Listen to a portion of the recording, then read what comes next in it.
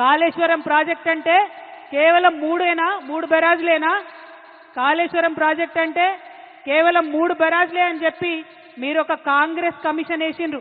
అది judicial commission కాదు, ఏం కాదు, కేవలం అదొక రాజకీయ కమిషన్, కాంగ్రెస్ కమిషన్. అది 21 పంప్ హౌజ్లు ఉన్నాయి కాళేశ్వరంలో, 15 రిజర్వాయర్లు ఉన్నాయి, 200 కిలోమీటర్ల పైచిల్కు టన్నెల్లు ఉన్నాయి, 1500 కిలోమీటర్ల పైచిల్కు కాలువలు ఉన్నాయి. కాళేశ్వరంలో ఎత్తిపోసిన మట్టితోని దాదాపు 300 పిరమిడ్లు కట్టొచ్చు. కాళేశ్వరంలో వాడినటువంటి స్టీల్తోని ఒక 100 ఐఫిల్ టవర్లు కట్టొచ్చు. కాళేశ్వరంలో పోసినటువంటి కాంక్రీట్ తోని ఒక 50 బుర్జ్ ఖలీఫాలు కట్టొచ్చు. అంత పెద్ద ప్రాజెక్టు కాళేశ్వరం.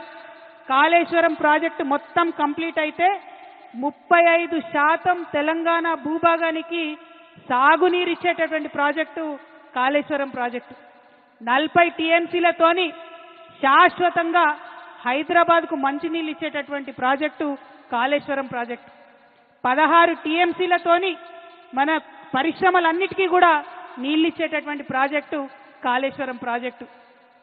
ఇన్ని ప్రయోజనాలు ఉన్న ప్రాజెక్టు, ఒక నదిని మొత్తం ఎత్తిపోసినటువంటి ప్రాజెక్టు, ఎక్కడో 90 మీటర్ల అడుగున ఉండే నీళ్లను 630 మీటర్ల పైకి ఎత్తిపోసేటటువంటి ప్రాజెక్టు.